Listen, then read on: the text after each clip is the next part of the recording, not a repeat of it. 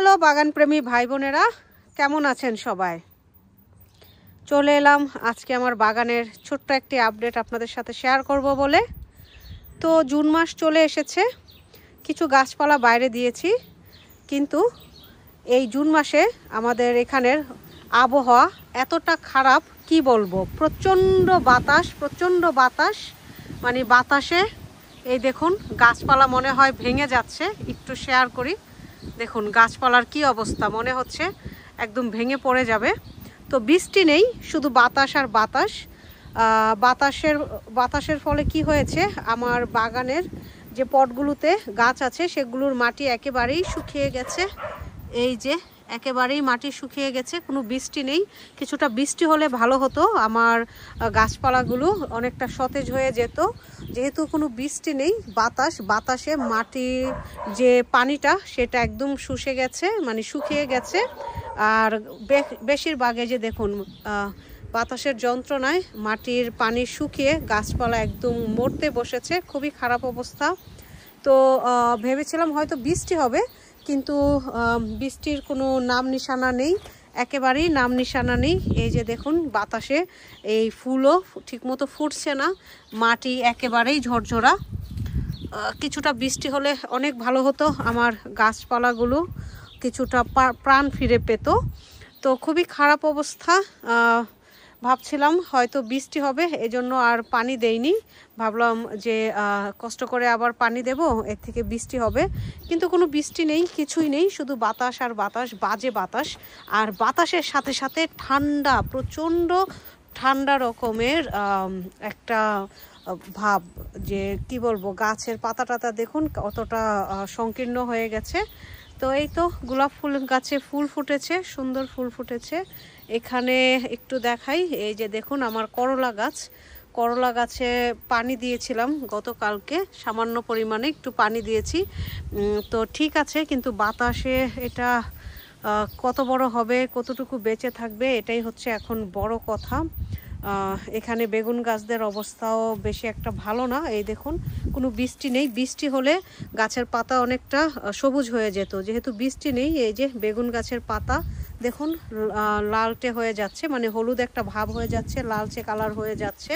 কিছুটা বৃষ্টি হলে খুবই ভালো হতো, বৃষ্টির নাম গন্ধ নেই। তো যাই হোক, কালকে পানি দিয়েছিলাম, এখানে কিছুটা পানি সেভ করা আছে, এটা একটু ঢেলে দেই, পানিটা পেয়ে যাবে। তো এই হচ্ছে বেগুন গাছের অবস্থা। কিছু বেগুন গাছ বড় হয়েছে, মরিচ গাছেদের অবস্থা খুব খারাপ। কি অল্প পানি দিয়েছি, সামান্য পরিমাণে করে পানি দিয়েছি, ভেবেছিলাম বৃষ্টি হবে, এই জন্য আর পানি বেশি দেইনি। এই যে এখানে আমার সিম গাছের অবস্থা দেখেন কি অবস্থা। সিম গাছের পাতাও হলুদ হয়ে যাচ্ছে, এগুলোতে এখন আমাকে অ্যাপসম সল্ট দিতে হবে। দেখি আজকের দিনটা যদি বৃষ্টি না হয় তাহলে কালকে অ্যাপসম সল্ট দিয়ে দেব। এই যে মাটি শুকিয়ে একদম কটকটা হয়ে গেছে, প্রচণ্ড বাতাসের কারণে আসলে কি বলবো। দেখুন এদিকে এই যে কোজেট হতে পারছে না, কারণ হচ্ছে স্ক্রুরেল এসে সব খেয়ে যাচ্ছে। এই যে এগুলো হচ্ছে হলুদ রঙের কোজেট, সব স্ক্রুরেল খেয়ে ফেলছে। এখানে একটা লাউ গাছ দিয়েছি, ফুল ফুটছে, নিচের দিকে পাতা অনেক হলুদ হয়ে গিয়েছিল। আগেই বললাম, যেহেতু মাটিতে কোনো ধরনের পানি পড়ছে না, বৃষ্টির পানি হচ্ছে গাছের জন্য সবচেয়ে ভালো, অনেক ভালো।